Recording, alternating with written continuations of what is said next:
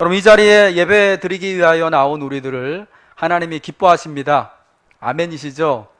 하나님이 세상 가장 사랑스러운 눈길로 우리를 쳐다봐 주시는 줄로 믿습니다. 만일 직접 하나님을 우리가 만날 수만 있다면, 만일 하나님의 음성을 내 귀에다가 직접 내가 들을 수만 있다면, 내가 정말 예수 더 잘 믿을 텐데, 내 믿음이 더 지금보다 든든할 텐데, 내 속에 조금의 이러한 지금 있는 그러한 불신, 믿지 못하는 것들이 다 사라질 텐데, 여러분, 이런 생각들 한 번쯤이면 다 해보셨을 거다라고 생각합니다. 정말 옛날에 그 선지자들처럼, 또 예수님의 제자들처럼 직접 하나님을 통해서, 예수님을 통해서 말씀을 듣는다면은 얼마나 여러분 좋겠습니까? 그러면 진짜 예수 믿을만 날 것 같고, 진짜 내 속에 조금의 그런 불신도 없어지고, 진짜 하나님을 믿는 게 너무 기쁠 것 같다는 생각들, 아마 우리가 그렇게 할 것 같습니다. 그럼 여러분, 왜 하나님은 우리한테요, 하나님이 능력이 많으신 분이시잖아요. 그래서 우리는 사람은 일일이 한 사람이 뭐 여러 사람에게 직접적으로 다 이렇게 말할 수 없지만, 왜 직접 하나님이요 한 사람 한 사람 말씀하시는, 그래서 참 우리에게 확실하게 그런 기적 같은 역사를 경험하고 하나님의 음성이 분명히 들리는, 그래서 우리의 믿음이 든든해지게 하는 그런 방법을 쓰지 않으실까? 여러분, 그게 참 궁금하지 않으십니까? 왜 하나님이 말씀하시려면 직접 말씀하시지, 왜 이렇게 성경 말씀을 기록해가지고 기록된 말씀인 성경을 통해서 우리에게 말씀하실까? 내가 직접 하나님의 음성을 듣는다면 더 큰 은혜와 믿음을 가질 텐데 하는 그런 마음이 있잖아요. 여러분, 그에 대한 대답이요, 출애굽기 20장 18절부터 19절에 간략하지만 나와 있습니다. 이스라엘 백성들을 하나님께서 출애굽시키신 다음에 그들을 시내산으로 부르셨습니다. 시내산에서 하나님이 친히 이제 강림하셔서 자기 백성들을 만나시고 그들에게 직접 하나님이, 야, 내가 너희들을 사랑한다, 내가 너희에게 이러한 나의 말씀을 주겠다라고 하나님이 직접 말씀하시고 싶으셔서 시내산에 백성들을 불러 모으셨죠. 그래서 하나님이 이제 시내산에 나타나셨습니다. 등장하셨습니다. 우레와 번개와 나팔 소리와 연기를 통해서 하나님이 강림하시고 직접 하나님의 음성을 백성들에게 들려주십니다. 근데 여러분, 그때 무슨 일이 일어났냐? 백성들이요, 두려워 떨었어요. 하나님 우리한테 말씀하시니까 마치 우리가 죽을 것 같은, 여러분, 그런 마음이 들었던 것입니다. 여러분, 이스라엘 백성들이요, 우리들처럼 직접 하나님의 음성 듣기를 사모했습니다. 하나님이 직접 그 모습을 보여주신다면 얼마나 좋을까. 그러면 정말 하나님을 잘 믿고 따를 텐데라는 그런 마음이 있었습니다. 그런데 정말 친히 하나님이 그들 가운데 임재하시고 하나님이 직접 그 목소리를 발해주시니까 두려웠던 겁니다. 왜 두려웠고 왜 죽을 것 같은 그런 마음이 들었을까요? 하나님의 임재가요, 너무나 엄위하고 거룩하고 경외스러웠던 것이었기 때문에 그래요. 반면에 자신들은 하나님의 임재를 보고 하나님의 음성을 들으니까 얼마나 하나님 앞에 설 수 없는 불의한 죄인인지 이게 확 드러났던 거죠. 마치 여러분, 창세기 3장에 아담과 하와가 선악과를 따먹고 나서 눈이 밝아져서 자기들이 벗은 몸을 보고 부끄러워서 숨었던 것처럼, 자기들이 부끄러워서 벗어서 하나님 앞에 감히 나설 수 없었던 것 같은 그런 마음이 들었던 겁니다. 그래서 어떻게 합니까? 모세에게 하나님이 우리에게 직접 말씀하시지 말고 모세, 당신이 하나님의 말씀을 듣고 그 말씀을 우리에게 대신 전해 주십시오. 우리가 하나님의 음성을 들으면 죽을 것 같습니다 라고 그렇게 말한 겁니다. 여러분, 그래서 모세가 먼저 시내산에서요, 원래는 하나님이 직접 하나님의 백성들에게 말씀해 주고 싶으셨어요. 직접 그들의 귀에다가 하나님의 율법을 전해주고 싶었던 건데, 그들이 그렇게 못하니까 모세에게 먼저 말씀하시고, 모세가 들은 그 말씀을 언약의 돌판에다가 이렇게 새겨가지고 십계명이라고 가지고 내려왔던 거죠. 그리고 모세가 들었던 그 말씀을 이제 두루마리에 하나님의 말씀으로 적어서 그것을 백성들에게 자, 하나님의 말씀은 이렇다라고 가르치고 선포했던 것입니다. 그러니까 여러분, 하나님께서 사실은 자기 백성들에게 직접 말씀하시고 싶으셨는데 그들이 두려운 마음, 하나님의 음성을 듣고 죽을 것 같은 그런 마음이 들었던 겁니다. 그러니까 어떻습니까? 오늘 우리가 하나님의 음성을 우리의 귀로 직접 듣지 않고 하나님의 기록된 말씀을 듣는 것이 오히려 죄인인 우리들에게 하나님의 큰 은혜다라는 것을 우리가 알 수 있다라는 거죠. 여러분, 꼭 하나님의 음성이 우리의 귀에 직접 전달되어져서 들리는 것, 여러분, 그게 참 우리가 바라지만 그게 여러분 그게 참 좋은 게 아니다라는 겁니다. 왜? 우리가 죄인이기 때문에, 우리가 거룩한 그분 앞에 바로 설 수 없는, 지금은 온전하지 못한 모습이 있기 때문에 그렇다라는 겁니다. 오늘 본문에서 바울 사도는요, 하나님이 성경을 우리에게 주신 이유를 크게 두 가지로 말씀합니다. 첫 번째는요, 그리스도 예수 안에 있는 믿음으로 말미암아 구원에 이르는 지혜가 있게 하기 위해서, 그리고 또 다른 두 번째는 하나님의 사람으로 온전하게 하며 모든 선한 일을 행할 능력을 갖추게 하시기 위하여서 이 기록된 성경 말씀을 우리에게 주셨다라고 말씀합니다. 여러분, 이 본문의 이 선언을 통하여서 우리가 깨달을 수 있는 것이 있습니다. 먼저 첫 번째는 뭐냐? 성경이 먼저다라는 것입니다. 성경이 우선이다라는 것입니다. 우리 한번 따라하겠습니다. 성경이 먼저입니다.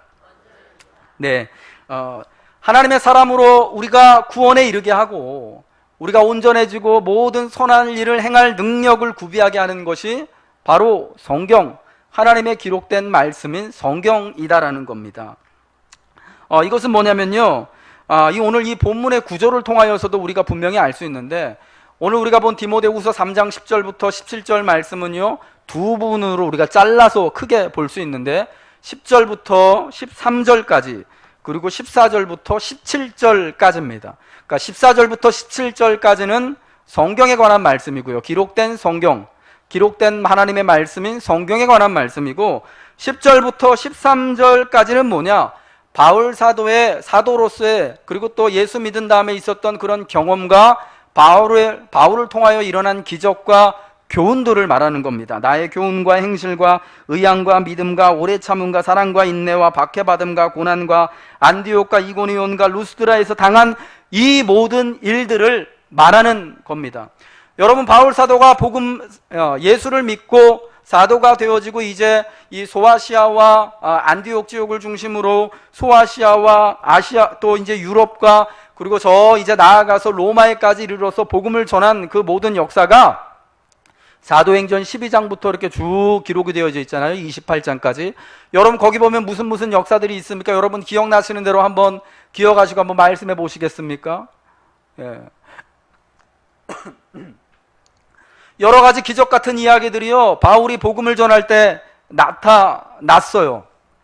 예, 귀신 들린 자가 쫓겨나고 죽어가는 사람이 살아나고, 진짜 바울이 이 독사에게 물려가지고 곧 죽을 줄로 알았는데 독사에 물려도 아무런 진짜 증상도 일어나지 않고, 그리고 이 죽을 만큼 이 돌에 맞아서 버리움을 당했는데도 죽지 않고 살아나는 그런 기적과 같은 역사들도 있었습니다. 특별히 이 성경을 지금 받아보는 디모데가 루스드라라는 곳에서 바울을 만나고 복음을 들었는데, 그 안디옥에서 이고니온에서 루스드라라는 곳에서 바울이 여러분 엄청난 놀라운 역사와 기적 같은 일들을 행했던 겁니다. 또 그로 말미암아서 복음을 전한다고 예수가 구주라고 말하는 것 때문에 유대인들한테, 로마 사람들한테 갖은 핍박을 당하고 막 매질을 당하고 막 죽기까지 하고 하는 그런 여러분 경험들을 했었잖아요. 여러분 기억나시죠? 우리가 작년에 사도행전 큐티했는데 기억나시잖아요. 그렇죠? 모른 척 하시지 마시고, 엄청난 기적의 역사들이 바울을 통하여 일어나고 바울이 그걸 경험했고요, 바울을 통하여 예수를 믿은 디모데가 그것을 같이 경험하고 또 바울에게 그 모든 것을 들었습니다. 여러분, 이러한 일이 있으면 얼마나 신나겠습니까? 예수 믿을 만 하겠죠. 그렇죠. 예. 그런 정말 예수 믿는 것은 받은 증거가 많다고 했는데, 여러분 바울 사도만큼 그런 기적과 믿음의 증거가 많은 사람이 사실은 또 여러분 어디 있겠습니까? 그럼 너무나 좋을 것 같은데, 근데 그게 다가 아니라는 겁니다. 예. 14절부터 뭐라고 그럽니까? 그러나 너는, 이게 분위기가 바뀐 겁니다. 13절까지 이러한 바울이 예수 믿고 나서 나타났던 모든 기적과 같은 하나님의 능력과 은혜들, 이 모든 것을 말하는데, 그런데 너는 배우고 확신한 일에 거하라. 야, 성경이 우리를 구원에 이르게 한다. 성경이 우리를 온전케 한다. 성경이 우리를 완전한 능력에 이르게 한다 라고 말씀하는 겁니다. 그러니까 뭡니까? 야, 내가 이러한 모든 예수 믿고 나서 겪었던 이 모든 기적 같은 역사들, 예수님처럼 죽은 자를 살리고 병든 자를 고치고 이러한 핍박과 죽음 가운데서도 정말 불사조처럼 다시 살아나는 이 모든 것들, 야, 이거 대단히 중요하지만, 야, 그거 다가 아니다. 그게 나를 구원에 이르게 하는 게 아니다. 그게 너를 온전케 하는 게 아니다. 그럼 우리를 구원해 하고 온전케 이르게 하는 게 뭐냐? 바로 기록된 하나님의 말씀인 성경이다 라는 것을 말씀해 주는 거죠. 예. 그리스도 예수를 믿는 믿음 안에서 구원에 이르는 지혜를 가져다 주는 게 바울이 경험한 이러한 여러분 복음의 역사입니까? 기적입니까? 바울이 가르친 교훈입니까? 아니에요. 기록된 말씀이 성경이라는 겁니다. 디모데가 하나님의 사람으로 온전하게 되어질 수 있는 것, 여러분 바울을 따라다니면서 보았던 그 모든 가르침 때문에, 그런 기적 같은 사건들 때문에 그렇게 되는 것이 아니라, 기록된 말씀은 이 성경을 붙잡고 있을 때 그렇게 된다라는 겁니다. 여러분, 그렇기 때문에 언제나 성경이 먼저다. 성경이 이 모든 우리의 영적인 경험과 기적과 종교적인 행위보다 훨씬 더 가치 있는 것이다라는 겁니다. 그 외의 것들은요, 우리가 기도 응답을 받고 우리가 신앙으로 말미암아 경험하게 되어지는 것, 우리가 내적인 평안을 누리는 그런 경험, 그런 기적 같은 경험들은 다 뭐냐? 어쩌면은 우리 신앙을 위한 보조적인 도구, 책으로 말한다면 부록 정도라는 것입니다. 진짜 중요한 것은 바로 기록된 말씀 성경이다라는 것을 분명히 말씀하고 있다라는 것입니다. 성경을 종교적인 체험보다, 또 특별히 체험적인 신앙보다, 종교적인 경험보다 우선시하라는 것입니다. 정말 하나님의 큰 은혜와 큰 능력을 여러분 누리고 싶으십니까? 그렇다면 여러분, 성경 말씀, 하나님의 기록된 말씀인 이 성경을 여러분 가까이 하시길 바랍니다. 두 번째로요, 성경은 배워서 알 수 있다라는 겁니다. 한번 따라하겠습니다. 성경을 배워야 합니다. 14절에 뭐라고 말씀하죠? 그러나 너는, 그 다음에 뭐라고 나옵니까? 배우고 확신한 일에 거하라. 성경 말씀을 배우라는 겁니다. 배운 다음에 그 확실한 말씀 가운데 거하라는 겁니다. 성경은 배워야 한다라는 것을 말씀해주고 있는 거죠. 디모데가 믿음의 사람이 될 수 있었던 것, 바울과 함께 또 이제 바울의 뒤를 이어서 교회를 목회하고 복음을 지켜내고 복음을 다음 세대에 전달해주는 이 막중한 사명을 감당할 수 있으려면 성경을 배워야 하는 것입니다. 여러분, 디모데는 누구에게서 이 성경 말씀을 배웠는가?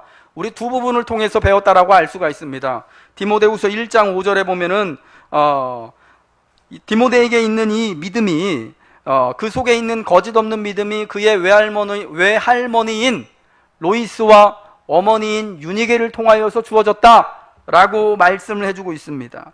그리고 또한 오늘 본문 10절 말씀 보니까 나의 교훈과 행실과 의향과 믿음과 오래 참음과 사랑과 인내와 나오잖아요. 디모데가 예수 믿고 난 다음부터는 바울을 통하여서 하나님 이 복음의 말씀의 교훈을 들었음을 알 수 있습니다. 그러니까 가정 어렸을 때부터 어머니와 할머니를 통해서, 그가 반은 유대인이었고 반은 헬라인이었잖아요. 그리고 또 이제 장성하여 청년이 된 다음에는 바울을 통하여서 하나님의 말씀을 배워서 말씀의 사람, 배움의 사람이 되었던 것입니다. 그러니까 이 성경을 배우는 것은요, 디모데의 경우를 통해서 본다면 두 가지 길이 있는데, 첫 번째는 뭐냐? 이 말씀의 배움을 어려서부터 배움을 가져야 된다는 겁니다. 성경을 배우는 것이 바로 어린 시절부터 시작되어야 한다는 것입니다. 여러분, 이 말씀은요, 우리가 디모데와 같이 유년 시절부터 우리 주일학교 우리 유치부 시절부터 말씀을 배워야 한다고도 볼 수 있지만 예수를 처음 믿는 그 순간부터 성경을 배우는 것을 해야 한다라는 것으로 우리가 그렇게 영적인 의미로 해석할 수 있다라는 겁니다. 여러분, 성경에 처음 예수 믿는 사람들이 어린아이와 같다고 말씀했잖아요. 유년기와 같은 그런 믿음의 모습을, 상태를 가지고 있다고 말씀드렸잖아요. 여러분, 우리 가운데 물론 어린 시절 부모님으로 말미암아 성경 말씀을 듣고 같이 그 손잡고 예배당에 나와서 말씀을 듣고 성경을 배워서 신앙생활 하고 계신 분도 있습니다. 그러나 어떤 분들은 이제 청년이 되어져서 성년이 다 되고 장년이 되고 노년의 때에 이르러서 처음 예수 믿으시는 분도 있습니다. 여러분, 그 순간부터 어찌간에 내가 어린 시절부터이든지 아니면 노년의 시절에 처음 교회 나오게 됐든지 처음 믿음을 갖게 됐든지 내가 믿는 그 순간부터 성경을 배우는 성경의 사람이 되어야 한다라는 겁니다. 누구를 통해서요? 우리 어린이들은 육신의 부모님을 통해서, 그리고 우리를 처음 교회에 인도한 바로 그 사람, 나의 영적인 부모를 통하여서 하나님의 말씀을 배우면 되는 거죠. 우리가 특별히 배우는 사람, 또 가르치는 사람으로서 우리가 아는 만큼 전해주고 같이 나누고 은혜를 받으면 된다라는 것입니다. 여러분, 그러므로 여러분 계속해서 여러분 믿음이 있으시다면은 이 성경을 어려서부터, 특별히 우리가 믿는 그 순간부터 배워야 하는 것으로 알고, 들어야 하는 것으로 알고, 순종해야 하는 것으로 알고 성경 배우기를 여러분 힘내시길 주님의 이름으로 부탁드립니다. 두 번째, 이 배움과 관련돼서 뭐냐? 배움은 계속돼야 한다는 것입니다. 멈춰서는 안 된다는 것입니다. 여러분, 거기에는 졸업이 없지요. 교회에 처음 와서 새가족 교육 4주 과정이 끝났다고 이제 공부 끝나는 것이 아닙니다. 우리 교회처럼 제자훈련 과정 혹은 3개월 혹은 중직자 이제 피택되고 나서 훈련 과정 6개월 과정이 끝났다고, 저 제자훈련 진짜 세게 하는 교회들처럼 제자훈련 1년, 사역자 훈련 1년, 그래서 도합 2년 과정 끝났다고 성경 공부, 성경 배우는 게 끝나는 것이 아니라는 겁니다. 여러분, 디모데가 얼마나 많이 배웠겠습니까? 어린 시절부터. 사실 디모데가 이제 이 청년의 시절에 바울 사도를 통하여서 이제 예수 그리스도에 대한 복음의 말씀을 듣고 믿을 수 있었던 것이요. 왜 그랬냐면은 어린 시절부터 구약의 말씀을 들었거든요.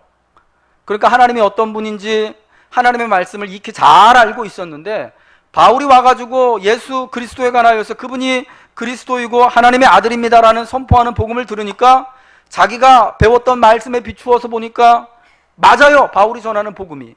그래서 예수를 믿게 되고 바울과 함께 사역의 길에 들어서게 된 거잖아요.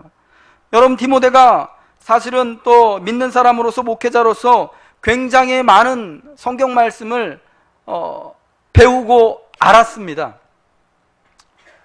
우리보다 훨씬 많이 배웠죠. 근데 여러분, 지금 바울 사도가 지금 뭘 강조하는 겁니까? 야, 네가 이렇게 많이 성경을 알고 있지만, 그래서 이미 사실은 디모데 전서에서 말하는 것처럼 다른 사람들, 교회 직분자로 세울 장로들, 감독들, 집사들 가르칠 만큼의 네가 그런 성경의 지식이 있고 능력이 있지만 너 계속 배워야 된다는 거예요. 계속 배워야 된다는 겁니다. 하나님 말씀을 계속 가까이 하고 그 말씀을 듣고 묵상함으로 배워야 된다는 겁니다. 누구를 통하여 배웁니까? 이제는 바울이 감옥에 갇혀 있는데, 이제는 디모데가 누군가를 가르칠 입장에 있는데 성령을 통해서 배우라는 거죠. 말씀을 읽고 묵상할 때 예수의 영이, 성령께서 우리와 가까이 하셔서 그 말씀을, 들은 말씀, 배우고 있는 말씀, 읽는 그 말씀을 깨달을 수 있는 은혜를 주시는 거거든요. 그러니까 여러분, 디모데와 같이 예수 믿는 우리들은요, 하나님 말씀을 지속적으로 배워가는 그러한 사람이 되어야 한다라는 것입니다. 이 말씀을 배우기 위해서 우리는 이 말씀을 듣는 자리 가운데 우선 있어야 합니다. 말씀을 듣지 않고 배울 수가 없습니다. 말씀을 듣지 않고 배우지 않고 그 말씀을 순종할 수가 없고 하나님의 뜻을 알 수가 없는 것이죠. 그러면 여러분, 시간을 내서 성경의 말씀을 들으십시오. 아멘이시죠? 배우기를 힘쓰십시오. 성경의 말씀을 여러분 묵상하십시오. 힘을 다해서 우리가 이 말씀을 듣고 배우는 예배의 자리에, 기도의 자리에, 함께 모이는 자리에 여러분 참여하십시오. 여러분이 지금 처음 예수 믿는다면 더욱 힘써 그러하시길 주님의 이름으로 부탁드립니다. 이제 여러분 이 세 번째로요, 이 16절 말씀에 있는 것처럼 모든 성경은 뭘로 되었다고요? 하나님의 감동으로 되었다. 사실은 여러분 이 부분이 참 중요한 것 같습니다. 여러분 모든 성경이라고 할 때 그럼 이 성경의 범위, 우리를 구원에 이르는 지혜를 주고 우리를 온전케 하는 이 성경을 어디까지를 하나님의 성경으로 보아야 하는가, 하나님의 말씀으로 보아야 하는가 하는 것입니다. 여러분 이 성경은 어떤 성경을 말씀하는 것입니까? 우리가 지금 받고 있는 구약 39권, 신약 27권의 이 말씀을 모든 성경이라고 말씀하는 것입니다. 여러분 이 말씀을요 다른 말로 캐논, 정경이라고 합니다. 왜 그러냐면요, 이 초대교회 시절에요, 이제 우리 이 말씀, 이 신구약 말씀, 이 66권이 이게 정확하게 이제 이것만이 하나님의 말씀이다라고 정해진 게 397년에 칼타고 회의에서, 칼타고 종교 회의에서요, 이것이 정확무한 하나님의 말씀이다. 우리 교회는 이 말씀만을 하나님의 말씀으로 받는다라고 그렇게 정했습니다. 그게 이제 66권 성경 말씀인데, 여러분 물론 그 전에도 사실은 많은 교회들이 이 말씀을요, 바울이 쓴 서신, 디모데후서 같은 이 서신서들, 이제 사도들로 말미암아 기록된 복음서들, 그리고 구약의 이 모세를 통하여 주신 모세오경의 말씀들을 다 그 하나님의 말씀으로 유대인의 회당에서, 기독교 교회 공동체에서 이미 받고 있었습니다. 그런데 여러분 그 당시부터 이제 많은 이단들이 있었잖아요. 근데 여러 가지 이제 이게 하나님의 말씀이다라고 막 내려오는 말씀들이 되게 많았습니다. 그걸 위경이라고 그럽니다. 뭐 구약에는 뭐 바룩서들, 뭐 솔로몬의 지혜서들, 뭐 이 신약 시대에는 이 베드로복음, 도마복음 뭐 이런 것들이 있었습니다. 근데 그런 것들 사실은 뭐 출처가 불분명한 것들이었어요. 그래서 교회에서 성경으로 인정하지 않았는데, 하도 이제 막 이런저런 막 그 이단 시비가 붙고 가르침에 막 혼란이 오고 그러니까 397년에 교회가 이 66권의 말씀, 구약은 39권, 창세기부터 말라기까지, 그리고 신약은 마태복음부터 계시록의 말씀까지를 하나님의 말씀으로만 우리가 받는다. 이외에는 성경이 아니다. 이것만이 하나님의 감동된, 영감된 말씀이다라고 고백하고 받게 되었던 것입니다. 여러분 그러므로 우리가 이 66권의 말씀을 하나님의 말씀으로, 구원에 이르게 하는 지혜이고 우리를 온전케 하는 하나님의 말씀으로 고백하고 배워야 하는 것이 이 66권의 말씀이라는 겁니다. 이 말씀 외에 다른 것이 하나님의 말씀으로 우리가 고백하고 우리가 배워서는 안 된다라는 것이죠. 여러분이 모든 성경, 특별히 66권의 말씀이 기록된 하나님의 말씀이다 라는 게 어떤 의미냐? 신구약 66권이 모두 귀한 하나님의 말씀이다라는 겁니다. 요즘 우리 한국교회가 참 잃어버린 게 바로 구약입니다. 모든 성경을 우리가 똑같은 무게로 봐야 하거든요. 그 397년에 그 칼타고 회의에서 성경을 이제 확립했다고, 이제 이게 하나님 말씀이다라고 이제 땅땅 도장 찍었다 그랬잖아요. 근데 그때 신약 성경 27권을 기록된 하나님의 말씀이다라고 받으면서 뭐라 그랬냐면, 이 신약의 27권의 말씀은 구약의 39권의 하나님의 말씀을, 하나님의 말씀을 보조하는 말씀이다라고 거기다 토를 달았어요. 그게 뭐 신약 말씀이 그만큼 중요하지 않다라는 게 아니라 그만큼 구약의 말씀도 귀하게 받아들인다라는 거죠. 여러분 그 신약 시대에 지금 바울 사도가 디모데에게 네가 어려서부터 성경을 알았다, 네가 성경을 배워라라고 말씀할 때 이 성경이 뭘 의미할까요? 구약 성경 말하는 겁니다. 바울 사도가 말하는 성경, 디모데가 배우는 성경, 여러분 신약의 교회가 읽고 있었던 성경, 예수님이 하나님 나라를 전하면서 우리에게 가르쳐줬던 말씀들, 그게 다 사실은 구약에 있는 말씀들이에요. 여러분 그래서 우리가 구약의 말씀도 또 신약의 말씀도 다 귀중한 하나님의 말씀으로 받아야 됩니다. 근데 여러분 오늘날 우리가 어떻습니까? 사실은 구약의 말씀들, 우리랑 문화가 다르고 시간이 너무 멀리 떨어져 있고 그래가지고 잘 읽지 못하죠. 이해가 안 가고 어려운 말씀들이 많아가지고 대부분의 많은 우리 한국 교회에서, 그리고 성도들이 신약의 말씀은 잘 읽습니다. 마태복음 말씀, 요한복음 말씀, 마가복음 말씀 잘 읽어 나갑니다. 그런데 구약에 있는 말씀들, 구약에 있는 예언서의 말씀들, 참 그 힘든 막 족보 나오는 이야기들, 하나님이 예언하시고 이제 막 책망하시는 그런 말씀들 보면은 어려워서 보지를 못하죠. 근데 여러분 66권이 다 똑같이 하나님의 말씀이기 때문에 우리는 창세기부터 계시록에 이르기까지 이 귀한 말씀을요, 편식 없이 잘 들을 수 있어야 합니다. 아멘이시죠? 근데 여러분 이게 혼자 하려고 그러면 쉽지가 않아요. 그래서 교회에서 예배 시간에 특별히 뭐 신약 말씀도 같이 읽고 구약의 말씀도 같이 읽고 같이 말씀을 듣고 하는 거죠. 여러분 우리 큐티 지금 날마다 솟는 샘물로 매일같이 큐티 하잖아요. 그거 1년치 이제 말씀 이렇게 딱 짜져 있는 거 보면 어떻습니까? 우리가 지난달까지 창세기 말씀 쭉 봤잖아요. 그러고 나서 이제 9월달부터는 또 마태복음 말씀 보잖아요. 그리고 간간히 시편의 말씀이 들어가고 짤막짤막한 구약의 말씀들이 거기 들어가요. 그래서 어떻게 하느냐? 이 신구약의 말씀을 좀 밸런스 있게 균형감을 맞춰서 볼 수 있도록 그런 이제 큐티집들이 우리에게 도움을 주는 거죠. 여러분 그래서 말씀 묵상 큐티하라고 말씀드리는 겁니다. 여러분 신약 성경만큼 구약 성경도 특별히 예수님과 사도들과 초대교회가 사랑한 그 성경 여러분도 귀하게 여기시고 신약의 말씀 읽으실 때마다 또 구약의 말씀도 귀하게 여기시고 함께 읽으시고 은혜 받으시길 주님의 이름으로 부탁드립니다. 두 번째 뭐냐? 모든 말씀을 귀하게 여기고 사랑해야 한다는 것입니다. 이게 여러분 같은 맥락의 말씀인데 여러분 특별히 성도마다 좋아하는 말씀이 있습니다. 은혜 받는 말씀이 있죠. 그렇죠? 그래서 여러분 특별히 은혜 받은 말씀 나한테 참 이게 영감된 말씀이다 싶으면은 이렇게 막 기록해가지고 책갈피로 성경책에 끼워두고 눈에 보이는 데다 놓고 그거 붙잡고 기도하고 하잖아요. 다 있으시죠? 반면에 이거 참 듣기 거북한 말씀들이 있어요. 보통 그런 말씀은 구약에 많이 있는데 신약에도 여러분 그런 말씀들이 있어요.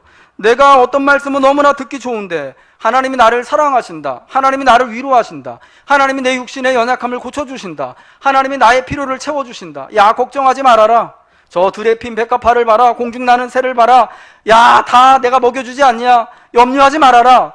우리 너무 그런 말씀 좋아합니다. 그쵸? 근데 여러분 그 반면에 또 싫어하는 말씀들이 있거든요. 성경에는요 이 16절 말씀에 모든 성경이 어떻다고요? 하나님의 감동으로 된 것으로 교훈과 그 다음에 나오는 게 중요해요. 책망과 바르게 함과 의로 교육하게 유익하니. 교훈되는 말씀이 있습니다. 위로하는 말씀이 있습니다. 하나님 나를 축복하는 말씀이 있습니다. 그런데 책망하는 말씀도 있어요. 정죄하시는 말씀도 있어요. 징계하시는 그런 말씀도 있어요. 어떤 하나님은 정말 이 성경에 나와 있는 하나님이 나를 너무 사랑하시는 것 같은데 또 어떤 성경을 보면 하나님이 너무 무서워가지고 이 구약의 이스라엘 백성들처럼 하나님 제발 나한테 말씀 안 하셨으면 좋겠다 싶은 여러분 그런 말씀들 있잖아요. 근데 여러분 성경이 어떻다고요? 모든 성경이 교훈도 있고 바르게 하고 거기 책망하는 것도 있다라는 겁니다. 그러니까 여러분 성경을 읽다가 책망하는 말씀, 내가 찔리는 말씀 소위 말해가지고 이건 좀 건너뛰고 읽었으면 좋은 말씀, 여러분 그 말씀이 역사하는 말씀인 줄 믿으시길 바랍니다. 그 말씀이 여러분을 온전하게 하기 위해서 하나님이 준비하신 말씀입니다. 여러분 우리 예수님도 그러시지 않았습니까? 늘 제자들에게 늘 그 사람들에게 모여든 사람들에게 늘 좋은 말씀만 해주신 거 아니에요. 때로는 이 독사 자식들아 하고 막 하시면서 시몬한테는 뭐라 그랬습니까? 사단이라 그러잖아요. 그런 책망의 말씀을 하시는 겁니다. 근데 여러분 시몬이 진짜 사단이라서 여러분 그러시는 겁니까? 아니잖아요. 그를 통하여서 그를 온전하게 하시기 위해서 모든 선한 일을 행할 예수님이 이제 승천하신 이후에 교회를 책임질, 교회를 든든한 반석 위에 세울 그 능력을 감당할 수 있도록 여러분 주님이 그렇게 말씀하시는 거잖아요. 아멘이시죠? 저도요 이 디모데 전후서 우리가 계속 주일마다 보고 있는데 마음에 이렇게 확 진짜 막 되게 부담스럽고 힘든 말씀, 이 말씀 참 내가 들을 때마다 힘들다, 억지로 순종해야 되는데 하는 그런 말씀이 있어요. 부끄럽지만 디모데전서 4장 8절 말씀 같은 말씀이에요. 누구든지 자기 가족 자기 친족을 돌보지 아니하는 자는 믿음을 배신한 자여 불신자보다 더 악한 자다. 제가 지난달에 이 말씀 이제 설교 준비하면서 너무 힘들더라고요. 가족 돌보는 게요 쉽지 않은 일이잖아요. 제가 우리 딸내미 아플 때부터 이제 그런 걸 느꼈거든요. 힘들 때부터 이 말씀이 너무 이제 막 찔리는 거예요. 내가 한다고는 하지만은 진짜 우리 가족을 잘 돌보나? 아직 예수 믿지 않는 그런 식구들도 있고, 지금 이 연약하여서 내가 이 돌아보지 않으면은 참 힘든 우리 부모님들, 내가 이렇게 참 잘 돌봐줘야 되나? 여러분, 참 부끄러운 얘기지만요, 제가 이 얘기를 참 할까 말까 고민이 많았는데, 저희 누님이 한 분 계신데요, 지난 2달 동안 입원해 있었어요. 예. 마음이 아프셔가지고요. 마음이 아프셔가지고 2달 동안 입원해 계셨거든요. 근데 이제 그게 뭐 부정기적이지만 이제 그런 게 계속 나타나가지고 힘들었어요. 살아가는 게. 근데 이제 어머니 아버님이 이제 편찮으신 다음부터는 형제들이 이제 돌봐야 되거든요. 예. 자녀가 둘이 있는데 아직 어리고, 그리고 또 혼자 지내고 있기 때문에 사실은 형제로서 마땅히 돌봐야 되는 상황이에요. 근데 그게 너무 힘든 거죠. 이 얘기를 하면서 참 부끄럽기도 하고 참 감사하기도 합니다. 제가 앞에서 이렇게 저의 연약한 것을 드러내놓고 참 서로 위로받기를 원하고 은혜 받기를 원하는 그 마음이요. 근데 여러분, 병원에 이제 그 입원시켜놓고 제가 일주일에 한 번씩 가서 만나고 면회하고 이렇게 뭐 용돈도 집어넣어주고, 이제 얼마 전에 퇴원했거든요, 이번 주에. 그런 일을 하는데, 그러니까 혼자 병원에 있으면 얼마나 답답하고 힘들겠습니까? 그러니까 계속 매일같이 전화를 해요. 전화하고 물어보고 언제 오냐. 그럼 제가 여러분 시간이 맨날 나가지고 갈 수 있는 거 아니잖아요. 그러면 누님한테 전화가 오면은 제가 이제 오늘쯤 전화 오겠다 하면은 이렇게 다짐하고 이제 마음의 준비를 하고 받으면 괜찮은데, 막 다른 일 하고 있다가 전화가 오면은요, 막 저도 막 가슴이 막 벌렁벌렁 거리는 거예요. 막 힘든 거예요. 어려운 거예요. 막 부담스럽고. 그래서 이 말씀, 디모데전서 4장 말씀 보면서 이게 막 가슴이 막 후벼 파지는 것 같더라고요. 우리 부모님, 형제, 또 이렇게 또 연약한 누나까지 내가 이렇게 참 잘 할 수 있는 만큼 정말 감당해내기를 원하는 것이 하나님의 마음이구나. 근데 여러분, 거기에 그렇게 순종하고 따라가는 게 여러분 힘들잖아요. 너무 괴롭잖아요. 아프잖아요. 그러니까 속에서 그 하나님이 책망하시는 그 마음이요, 너무 그것 때문에 너무 이제 힘든 겁니다. 여러분, 그럼에도 불구하고 우리가 그 말씀을, 나를 책망하시는 것이 나를 온전한 사람으로 온전한 구원에 이르게 하기 위해서 하나님이 그렇게 역사하시는 것으로 받고 다짐하니까요, 받고 이제 고백하니까 그거 억지로지만은요, 참 내 능력 밖의 일이지만 조금씩 감당해 나갈 수 있게 되더라 하는 것입니다. 그러면 여러분, 여러분을 책망하는 같은 그러한 말씀들을 여러분 더욱 귀하게 여기시고 여러분 더욱 기뻐하시고 사모하시기 바랍니다. 마지막으로요, 그 하나님의 말씀에는요, 하나님의 감동이 있대요. 여러분이 감동이 있다라는 말씀이 뭐냐면 그 안에 하나님의 숨결이 있다는 의미입니다. 이게 원래 여러분 라틴어 성경에는요, 하나님의 숨결이 있다라고 번역이 됐거든요. 이 숨결, 그러니까 영어로는 이런 의미입니다. God breathed 혹은 impressed by God. 그러니까 감동됐다라는 게 하나님의 숨결이 그 말씀 가운데 있다라는 겁니다. 그러니까 이 숨결이 그 안에 머물다라는 건 뭐냐? 내가 하나님의 말씀을 읽을 때 하나님의 숨결, 하나님의 호흡이 내 옆에 있다라는 겁니다. 여러분, 옆에 계신 분들하고 가까이 이야기할 때, 여러분 이야기하는 사람들, 내 옆에 있는 그 사람들, 가까이 있는 사람의 그 호흡하는 거, 숨결이 느껴지잖아요. 그렇죠? 그래서 때로는 저 입냄새 때문에 좀 짜증나기도 하는데 그 정도로 가까이 있는 거잖아요. 하나님의 숨결이 느껴진다라는 건 여러분 그거예요. 여러분하고 제일 친밀한 그분하고 진짜 이 서로 입냄새가 날 만큼의 그 거리에서 서로 조곤조곤 얘기하는 것처럼 여러분이 하나님의 말씀을 읽을 때, 배울 때 하나님이 그와 같이 가까운 곳에서 마치 내가 하나님과 함께 호흡하고 하나님의 숨결을 내가 느끼는 것처럼 그렇게 하나님이 가까이 계신다라는 겁니다. 그러니까 말씀을 듣고 배울 때, 내가 말씀의 사람이 될 때 하나님이 가장 가까운 곳에서 나와 함께 하신다라는 것을 의미하는 거죠. 여러분, 하나님이 직접 여러분에게 말씀하신다면 너무 좋으시겠죠. 예.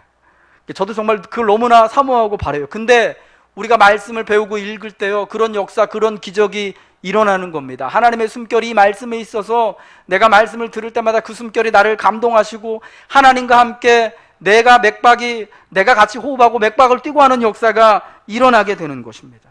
그럼 여러분, 이 하나님과 가까이 하기 위해서 우리가 말씀을 듣고 말씀으로 말미암아 배워나가는 은혜가 있어야 되는 겁니다. 여러분, 이 세상에서 우리가 하나님을 가장 가까이 하는 법, 바로 이 말씀을 듣고 배우는 것 안에 있음을 기억하시기 바랍니다. 하나님의 사람으로 우리가 온전케 되어지고 하나님의 사람으로 모든 선한 일을 행할 능력을 구비하고 우리를 구원에 이르게 하는 지혜에 이르게 할 수 있도록 하나님이 기록된 말씀인 이 성경을 저와 여러분에게 오늘 허락해 주셨습니다. 그러면 여러분, 성경을 읽으십시오. 성경을 배우십시오. 성경을 들으십시오. 그리고 그 말씀을 듣고 순종하기에 힘쓰십시오. 하나님이 여러분과 가까이 계십니다. 하나님이 여러분에게 능력이 되어 주실 줄